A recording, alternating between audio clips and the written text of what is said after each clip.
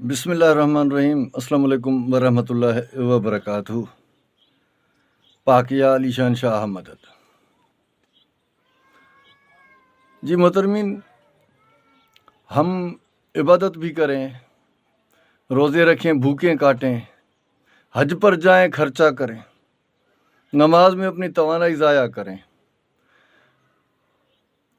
ٹھنڈک میں بھی نماز پڑھیں، لیکن ان تمام عبادات کو اگر ہمارے منہ پر دے مارا جائے تو پھر ہمیں کیا حاصل ہوا؟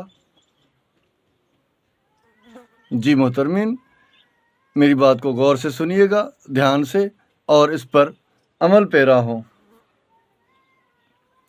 کیا ہے کہ ہم لوگ نماز پڑھتے ہیں، عبادات کرتے ہیں، تہجد پڑھتے ہیں، تراویحیں پڑھتے ہیں، یہ ساری عبادات، لیکن جس عبادت میں ہمیں جمع کیا جا رہا ہے، اکٹھا کیا جا رہا ہے، وہ عبادت، وہ کام جس مقصد کے لیے ہو، اگر ہم دیدہ دانستہ جان بوجھ کر اس مقصد سے دور ہوں گے اور جان بوجھ کر کترائیں گے اس مقصد سے، تو یقین جانیے ہم کتنی بھی عبادات کریں، ہمیں اس کا صلہ کوئی نہیں ملنا۔ یہ آپ لوگ یاد رکھیے گا۔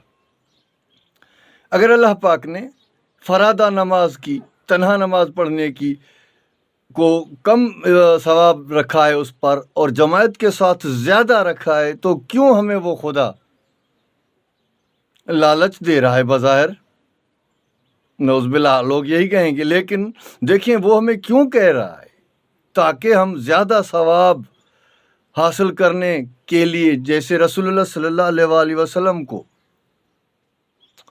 حریص کہا گیا ہے، تو حرص کریں عبادات میں، نیکیوں کے کمانے میں، ثواب زیادہ حاصل کرنے میں۔ لیکن اگر ہم خدا کے اس مقصد کو، جس مقصد کے لیے اس نے ہمیں جماعت کے ساتھ نماز پڑھنے کا حکم دیا، اس کا اجر و ثواب زیادہ رکھا، حج مقرر کیا تاکہ ہم حج پر جائیں، کیوں جائیں؟ وہ مقصد میں بتاؤں گا آپ کو، کیوں جائیں، نماز میں اکٹھا کیوں ہوتے ہیں، حج پر اکٹھا کیوں ہوتے ہیں، پتہ ہے آپ کو؟ اس میں جو سب سے زیادہ وزنی اور اہم مقصد ہے نا خدا کا، وہ نماز با جماعت پڑھنے سے ایک چیز ثابت ہوتی ہے، پھر اس کو آپ ہر مجمع کے لیے مقصد سمجھیں اور اس مقصد پر عمل کریں۔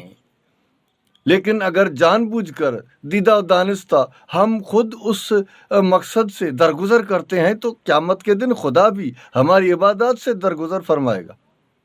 ٹھیک ہے؟ اب سمجھنا یہ کہ با جماعت نماز کیوں ہے، اس کا مقصد کیا ہے۔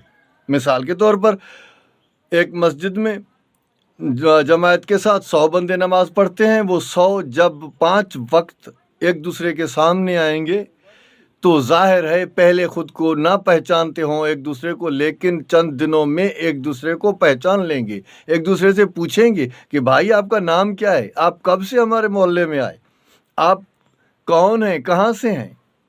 تو اس بندے سے ہماری واقفیت ہوگی تو محبت بڑھے گی۔ اب جب ہر بندہ نماز پڑھ آ رہا ہے، 100 بندے روزانہ آ رہے ہیں، اب ہمیں کیا سمجھایا گیا ہے کہ ان بندوں میں سے کوئی ایک بندہ اگر باجماعت نماز میں نہیں آتا تو پوری جماعت پوچھتی ہے کہ بھائی فلاں بندہ کیوں آج نماز پر نہیں آیا۔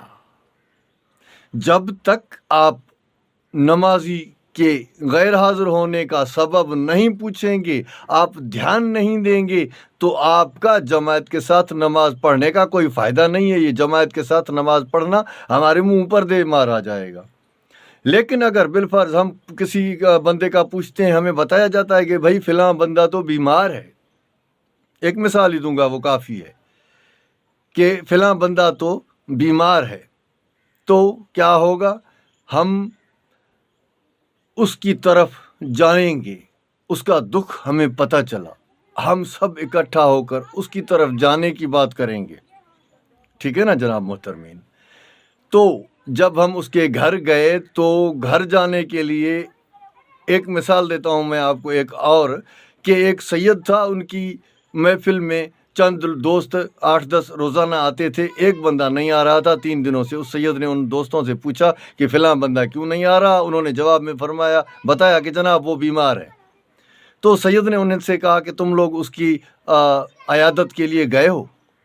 تو دوسروں نے یہ عرض کیا کہ جناب ہم ابھی تک نہیں گئے، لیکن چلتے ہیں نا، آج مل کر ساتھ اس کی عیادت کو چلتے ہیں۔ تو سید بابا نے فرمایا کہ نہیں، تم لوگ الگ جاؤ، میں الگ جاؤں گا۔ تو انہوں نے اعتراض کیا کہ سرکار، دوست ہیں، بھائی ہیں، سب مل جل کر بیٹھتے ہیں، ہم کیوں آپ کے ساتھ مل کر نہ جائیں؟ تو سائیں نے فرمایا سید بادشاہ نے کہ میں جس طرح اس کی عیادت کرنے جاؤں گا، تم لوگ اس طرح اس کی عیادت کرنے نہیں جاؤ گے۔ ٹھیک ہے نا جناب؟ بات کو مکمل کرنے کے لیے میں تیزی سے بات کرتا ہوں۔ پھر جب آئے وہ سب، لیکن انہوں نے اعتراض کیا، اصرار کیا کہ ہم بھی آپ کی طرح عیادت کریں گے۔ تو اس سید نے انہیں ساتھ لیا۔ جب پہنچے وہاں پر تو وہ بندہ مزدور تھا، وہ تقریباً 3 دنوں سے کام پر نہیں گیا۔ وہ روزانہ 400-500 روپے کماتا تھا، لیکن اس کہ 3 دن کام بند تھا، مریض تھا۔ گھر میں جب مہمان آئے تو بیوی کی طرف دیکھا اور پریشان ہوا، شرمسار ہوا کہ بیمار بھی ہوں، گھر میں کچھ نہیں ہے، سید بادشاہ آئے ہیں، دوست آئے ہیں میری عیادت کے لیے، میں انہیں چائے بھی نہیں پلا سکتا۔ تو اس سید نے اس کا چہرہ دیکھ کر وہ سمجھ گئے، اور اس نے فوراً اپنی جیب میں ہاتھ ڈالا، 500 روپے نکالے، اور دوستوں سے کہا میں نے کہا تھا مجھ کو ساتھ مت لے کے جانا، تم لے کے آئے ہو، اور وعدہ کیا تھا کہ میری طرح تم بھی عیادت کرو گے، تو آؤ میری طرح عیادت کرو اس کی۔ اس سید نے 500 نکالے، 10 بندے تھے، 500 نکلے، 5000 روپے ہو گئے۔ وہ بندہ جب تکیے پر سر رکھ کے بیماری کی حالت میں لیٹا ہوا تھا، جب اس نے دیکھا کہ 5000 اکٹھے ہو کر اس کو مل رہے ہیں، تو وہ بندہ آدھا تو اسی وقت خوش ہو گیا، ٹھیک ہو گیا، شفا ہو گئی اس کو۔ فوراً وہ پیسے لے کر بیوی سے کہا جا جلدی سے کوئی دودھ وغیرہ لے آ، چائے وغیرہ بنا میرے مہمانوں کے لیے۔ پھر اس سید بادشاہ نے حال احوال پوچھے، مجھے بتائیں اس طرح عیادت کی جاتی ہے؟ ہمیں حج پر، ہمیں خطبوں میں، ہمیں کسی بھی مجمع میں، شرعی مجمع میں، اسلامی مجمع میں خدا اکٹھا فرماتا ہے۔ اگر ہم حج پر جاتے ہیں تو دنیا کے مختلف ممالک سے لوگ آتے ہیں، ان کا آپس میں جان پہچان ہوتی ہے، ایک دوسرے کا دکھ سکھ پوچھتے ہیں اور ایک دوسرے سے محبت کرتے ہیں، ہر ملک کے حالات ہمیں پتہ چلتے ہیں۔ مقصد کیا ہوا خدا کا؟ جماعت کے ساتھ نماز، عیدین کی نماز، ایک دوسرے کو عید مبارک دیتے ہیں۔ لیکن اگر کوئی بندہ بیچارہ بغیر کپڑوں کے ہوگا عید کے دن، تو ضرور پوچھیں گے کہ آج سب نے کپڑے پہنے ہوئے، آپ نے نہیں پہنے، تو ضرور اس کی مدد ہوگی۔ اب جو مین مقصد ہے وہ یہی ہے کہ ہم اکٹھا کرتا ہے ہمیں خدا، تاکہ ہم ایک دوسرے کا دکھ سکھ بانٹیں، اور جس کے پاس اپنے خرچ سے زیادہ ہے اس پر دوسروں کا حق ہے، جن کو ضرورت ہے۔ اور خدا نے ہمیں اکٹھا اگر کیا ہے کسی جگہ پر، تو صرف اور صرف اسی مقصد کے لیے، تاکہ ہم ہر بھلے برے، مشکل وقت میں، بیماری کے وقت میں، حادثات کے طور پہ، اغوا میں، تھانے میں، اسپتال میں، کسی وڈیرے پر، کہیں بھی ہمیں ایک دوسرے کی ضرورت پڑ سکتی ہے، تاکہ ہم اکٹھے ہوں، ایک دوسرے سے محبت بڑھے اور ہم ایک دوسرے کا دکھ درد بانٹیں۔ لیکن اگر ہم پیسے بچانے کی خاطر اور کچھ کرنے کی خاطر، کچھ کرنے سے ڈرنے کی وجہ سے ہم اس مقصد کو دیدہ و دانستہ جان بوجھ کر جھٹلا رہے ہیں، تو ہمارے ایمان میں کھوٹ ہے، اور ایسے ایمان پر میں اپنے طرف سے لعنت بھیجتا ہوں۔ اور انسان وہی ہے جو دوسروں کے لیے جیے، جو اپنے لیے جیتا ہے وہ صرف جانور ہے۔ تو پتہ چلا ہمیں آج کہ خدا نے ہمیں باجماعت یا مجموعوں میں، شرعی مجموعوں میں، اسلامی مجموعوں میں اکٹھا کیوں کیا ہے؟ صرف اس وجہ سے، تاکہ ایک دوسرے کو پہچانیں، ایک دوسرے کی طرف قدم بڑھائیں، ایک دوسرے سے محبت کریں، ایک دوسرے کا دکھ درد بانٹیں۔ جس کے پاس کچھ ہے اور جس کے پاس کچھ نہیں ہے، جس کے پاس کچھ نہیں ہے اس کے اوپر حق ہے جس کے پاس بہت کچھ ہے۔ میرے خیال میں میری بات پہنچ چکی، میں نے اپنا فرض ادا کر دیا، آگے آپ جانیں آپ کے کام، مقصد خدا کے مقاصد کو آپ پایہ تکمیل تک پہنچائیں یا نہ پہنچائیں، آپ کی مرضی۔ ہاں، ہم نے کیا ہے الحمدللہ، ہم نے ہمارے علاقے میں ہر جگہ پر، میرے علاقے میں میرے جاننے والے ڈنکے کی چوٹ پر کہیں گے کہ یہ بندہ دوسروں کے لیے جیا ہے، اپنے لیے نہیں جیا۔ وسلام، یا علی مدد۔ اپنا خیال رکھیے گا، ہمیں اپنی دعاؤں میں یاد رکھیے گا۔